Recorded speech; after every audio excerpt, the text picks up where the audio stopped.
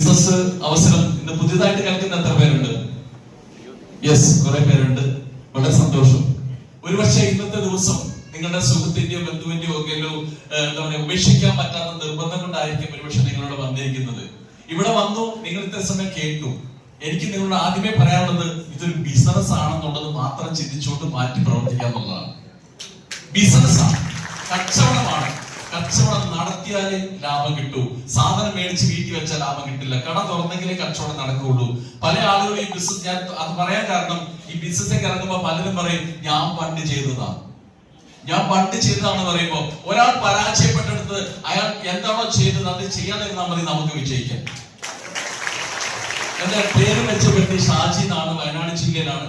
ഈ ഒരു ഓപ്പർച്യൂണിറ്റി കയ്യിലേക്ക് ലഭിക്കുന്ന ഞാൻ ടൈൽസിന്റെ മേഖലയിൽ മാസം 5000 രൂപ ശമ്പളം മേടിച്ചുകൊണ്ട് ജോലി ചെയ്യുന്ന അവസരത്തിലാണ്. 5000 രൂപ ശമ്പളം മേടിച്ച് കുഴപ്പമൊന്നുമില്ല, നന്നായ രീതിയിൽ ജീവിച്ചു പോന്നു. ഇന്നിപ്പോ എങ്ങനെ ഈ ഒരു തീരുമാനം എടുത്തു എന്ന് പറയാൻ കാരണം, എന്റെ ലൈഫിലുണ്ടായ ഒരു ഇൻസിഡന്റ് ആണ്. എനിക്ക് ഒരു അസുഖം ഉണ്ടായി, കിഡ്നി സ്റ്റോൺ. ആർക്കെങ്കിലും കിഡ്നി സ്റ്റോൺ വന്നിട്ടുണ്ട്? പ്ലീസ് ഒന്ന് കേൾക്കാം. കിഡ്നി സ്റ്റോൺ വന്നവർ? അതങ്ങനെ എല്ലാവർക്കും വരാനുള്ള ഭാഗ്യമില്ല, അതുകൊണ്ട് ഞാൻ അങ്ങനെ ചോദിച്ചു. ഇപ്പൊ നമുക്കത് കിഡ്നി സ്റ്റോൺ അല്ല, ഇപ്പൊ നമ്മളതിന് ഡയമണ്ട് എന്നാ പറയാ, ശരിയല്ലേ? അപ്പൊ അത് അസുഖം വന്നു, ആർക്കും വരാതിരിക്കട്ടെ എന്ന് പ്രാർത്ഥിക്കുന്നു. അപ്പൊ ഒന്ന് ഹോസ്പിറ്റലൈസ് ആയി. നഴ്സ് ഒന്ന് സ്കാൻ ചെയ്യാൻ വേണ്ടി എന്റെ സ്ലിപ്പ് വന്നു. പക്ഷെ എന്റെ കൈവശം പണം ഉണ്ടായിരുന്നില്ല. അപ്പൊ സ്കാൻ ചെയ്യാൻ വേണ്ടി രാവിലെ വെറുതെ പോയി ചെയ്യണം. പക്ഷെ നമ്മുടെ ഷോപ്പ് തുറന്നതിന് ഏകദേശം 9 മണി കഴിഞ്ഞു. അപ്പൊ ഷോപ്പ് തുറന്ന് അതുവരൊന്നും കഴിക്കാതെ തലവശമൊക്കെ പെയിൻ കില്ലറൊക്കെ ശരീരത്തിൽ കയറി നിൽക്കുകയാണ്. അങ്ങനെ അവിടെ നിന്ന് ഏകദേശം 1 മണിക്കൂറോളം എനിക്ക് അവിടെ വെയിറ്റ് ചെയ്യേണ്ടി വന്നു, കട തുറന്നതിന് ശേഷം. അപ്പൊ ആ നിപ്പാണ് എന്നെ സംബന്ധിച്ചോളം എന്തെങ്കിലുമൊക്കെ ചെയ്ത് മരുന്ന് മേടിക്കാനുള്ള പണമെങ്കിലും സമ്പാദിച്ച് വെക്കണം എന്നുള്ള ചിന്ത എന്റെ ഉള്ളിൽ ഉണ്ടായിരുന്നു. അന്ന് എനിക്ക് വലിയ ദേഷ്യം വന്നു, കാരണം വലിയ വിഷമം വന്നു. ഇത്രയും സമയം തീരെ വയ്യാതൊരു മനുഷ്യന് 1000 രൂപ കടം ചോദിച്ചിട്ട് ഇങ്ങനെ നിൽക്കേണ്ടി വന്നത്. പക്ഷെ ഇന്ന് ഞാൻ സന്തോഷം പറയുന്നത്, അന്ന് എന്നെ അവിടെ നിർത്തിയതിനാണ് ദൈവത്തോട് ഞാൻ നന്ദി പറയുന്നത്. കാരണം നമ്മൾ പലരും അങ്ങനെയാണ്, കാര്യങ്ങൾ നടന്നാൽ പിന്നെ ആ ഭാഗം നോക്കൂല. നടക്കാത്ത അവസ്ഥ വന്നെങ്കിലേ നമ്മൾ തിരിച്ചിരിക്കുള്ളൂ. ശരിയല്ലേ? ശരിയാണല്ലോ? മലപ്പുറംകാർ അങ്ങനെയാണ്, അങ്ങനെ തന്നെയാണെന്നാണ് എന്റെ വിശ്വാസം. അപ്പൊ അവിടുന്ന് ഞാൻ ചിന്തിച്ചൊരു തീരുമാനമാണ്, എന്തെങ്കിലും എക്സ്ട്രാ പണം ഉണ്ടാക്കി വെക്കണം. പക്ഷെ നമ്മളെ സമയത്ത് വേറെ ഒന്നും ചെയ്യാൻ മാർഗവുമില്ല. അങ്ങനെ നമ്മള് ചെറിയൊരു കച്ചവടം തുടങ്ങി, നാടൻ ചിട്ടികളൊക്കെ പിടിച്ചോണ്ട്. ബാങ്കിൽ നിന്ന് ലോണൊന്നും കിട്ടില്ല. അങ്ങനെ ചെറിയ കച്ചവടം തുടങ്ങി. ആ കച്ചവട സമയത്ത് പണം മുടക്കാനില്ലാത്തതൊക്കെ നഷ്ടത്തിലേക്ക് പോയി. എന്റെ വൈഫിനെ ഞാൻ അവിടെ എത്തിയിട്ടാണ് പോയിക്കൊണ്ടിരുന്നത്. അപ്പൊ കുറച്ച് കഴിഞ്ഞപ്പോ ആ കടയും കൂട്ടി. അപ്പൊ കേക്കിന്റെ മുകളിൽ ചെറി വെച്ച പോലെ കടത്തിന്റെ മുകളിൽ പിന്നെ കടമായി. അങ്ങനെ നിൽക്കുന്ന അവസരത്തിലാണ് ഒരുപാട് പേരെ ഉപദേശിക്കാൻ, എന്റെ കുടുംബത്തിലും കൂട്ടുകാരും അയൽക്കാരും ഒക്കെ ഒരുപാട് ഉപദേശിക്കും. നിനക്ക് ഈ ആക്രാന്തം പിടിച്ച് എങ്ങനെ പറഞ്ഞാൽ മനസ്സിലായോ?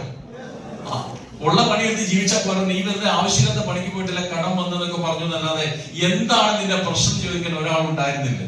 അങ്ങനെ നിൽക്കുന്ന അവസരത്തിലാണ് മിസ്റ്റർ പ്രസാദ് സാർ, എന്റെ കസിൻ, ഈ ഓപ്പർച്യൂണിറ്റിന്റെ കയ്യിലേക്ക് എത്തിക്കുന്നത്. വന്ന സമയത്ത് മൂപ്പർക്കൊന്നും കിട്ടിയിട്ടില്ല, എനിക്ക് കിട്ടുമെന്ന് പ്രതീക്ഷയില്ല.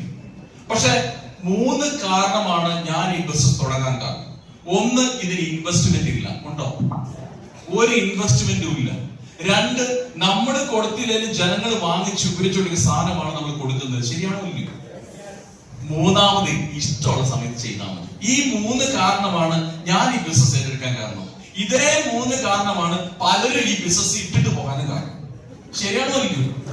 ഇൻവെസ്റ്റ്മെന്റ് ഉണ്ട്. ആരെങ്കിലും ചോദിക്കാൻ ഒരു 10 ലക്ഷം രൂപ ലോൺ എടുത്തിട്ട് കട തുടങ്ങിയാൽ രാവിലെ പോയി തുറക്കാൻ ആരും പറയണോ?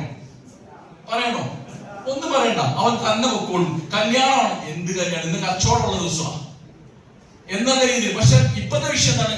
എല്ലാ തിരക്കുകളും കഴിഞ്ഞ് ലാസ്റ്റ് മൈലാഴ്ചയിൽ പറയും, എന്നിട്ട് അതൊരു സ്റ്റൈലാക്കി നടക്കും, അവസാനം പരാജയപ്പെട്ടു.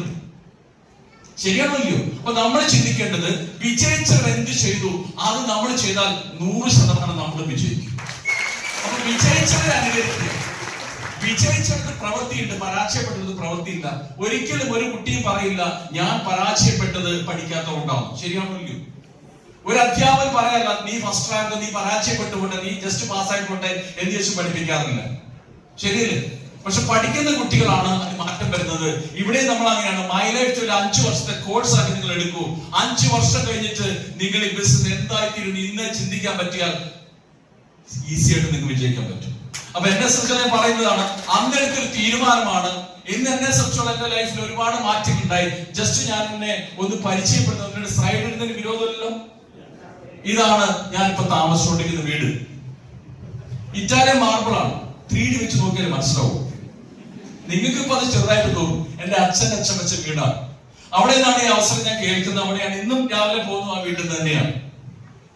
പക്ഷെ അവൻ ചിന്തിച്ചു നോക്കുക, ഒരുപാട് കടബാധ്യത ഉണ്ടായിരുന്നു. കടങ്ങളെല്ലാം കാരണം ഒരുപാട് പ്രശ്നങ്ങൾ ഉണ്ടായിരുന്നു.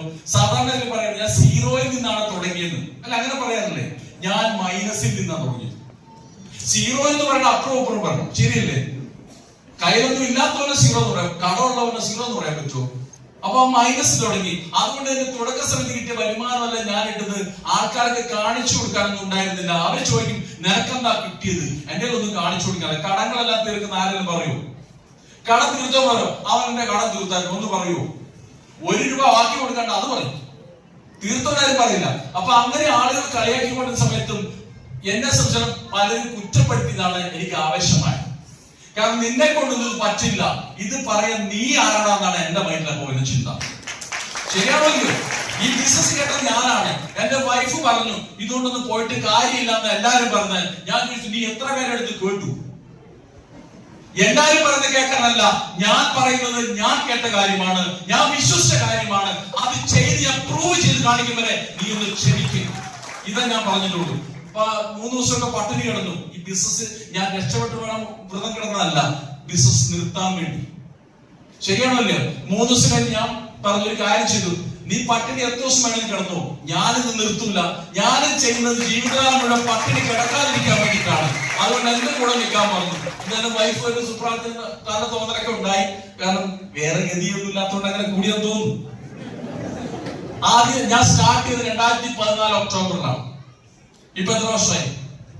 11 വർഷം കൂട്ടാം അല്ലേ? ശരിയല്ലേ? ഞാൻ വിളിച്ച് കണക്ക് തെറ്റില്ല. ആദ്യത്തെ വർഷം 13 മാസം എടുത്തു ടീം കോർഡിനേറ്റർ ആവാൻ.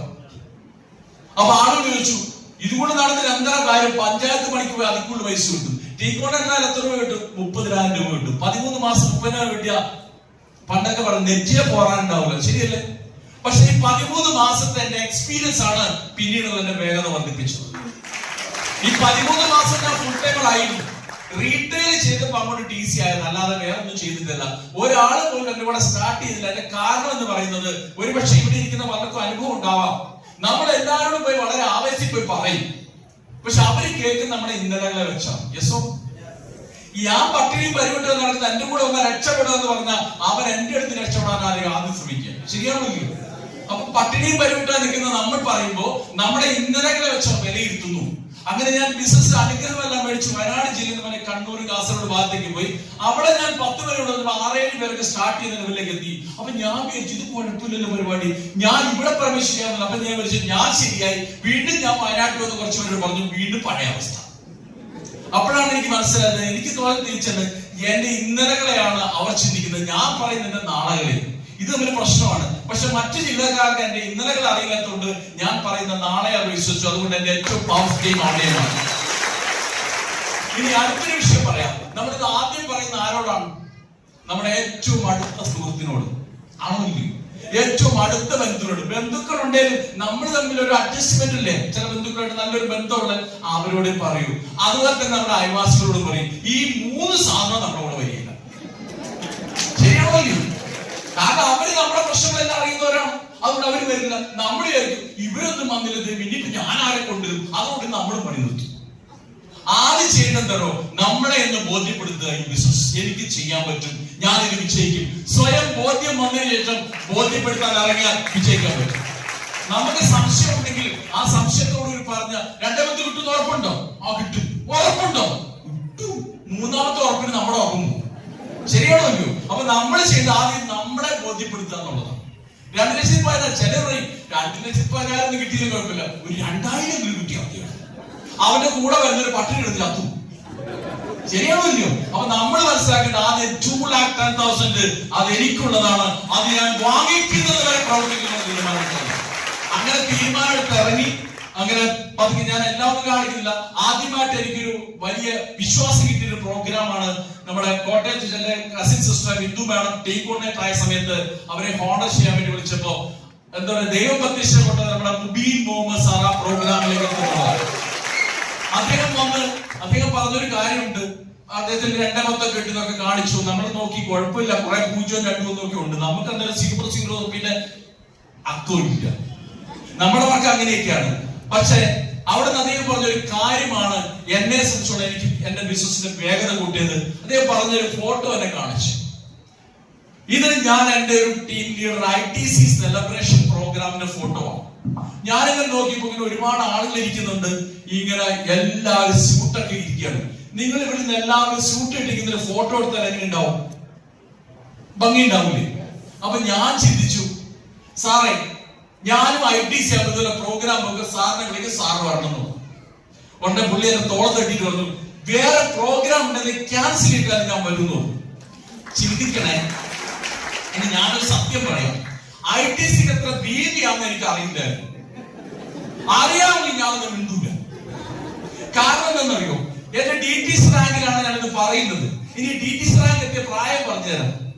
DTC 2 ലക്ഷം ബിസിനസ് കൂടിയാണ് അല്ലേ? ശരിയല്ലേ? എല്ലാവർക്കും അറിയാം. അപ്പൊ 2 ലക്ഷം വന്നത് 13 മാസം കൊണ്ട്. പിന്നെ വന്നത് അടുത്ത 2 വന്നത് അടുത്ത 6 മാസം കൊണ്ട്. അപ്പൊ എത്രയും 13 6 19. പിന്നത്തെ 2 വന്ന അടുത്ത 2 മാസം കൊണ്ട് 21 മാസം കൊണ്ട് മാച്ച് ചെയ്ത BV 7.5 ലക്ഷം. ആ പോക്ക് പോയി ഈ ജന്മത്ത് ITC ആവുമോ? ആവോ? ഇല്ല. 10 കോടിയാണെന്ന് എനിക്ക് അറിയാമെങ്കിൽ ഞാൻ മിണ്ടൂല. അറിയാത്തോണ്ട് രക്ഷപ്പെട്ടു. പക്ഷെ പറഞ്ഞു കൊടുത്തു കഴിഞ്ഞാൽ പിന്നെ എന്റെ മൈൻഡ് ചിന്ത അങ്ങ് മാറി. ITC ആവണം, പ്രോഗ്രാം വെക്കണം, മുബീസ് വിളിക്കണം. പിന്നത്തെ റാങ്കുകളൊക്കെ വളരെ വേഗത്തിലായി. പിന്നെ നമ്മുടെ തീരുമാനം, അതായത് തീരുമാനം എടുത്തു കഴിഞ്ഞാൽ പിന്നെ നമ്മുടെ രൂപത്തിലും ഭാവത്തിലൊക്കെ ഭയങ്കര മാറ്റം വരും. ശരിയല്ലേ? തീരുമാനം ഉള്ളവന്റെ കൂടെ നിൽക്കണം എന്ന് പറയുന്നത് അതുകൊണ്ടാണ്. അപ്പൊ അങ്ങനെ മാറിയ ആ പ്രോഗ്രാം എന്നോ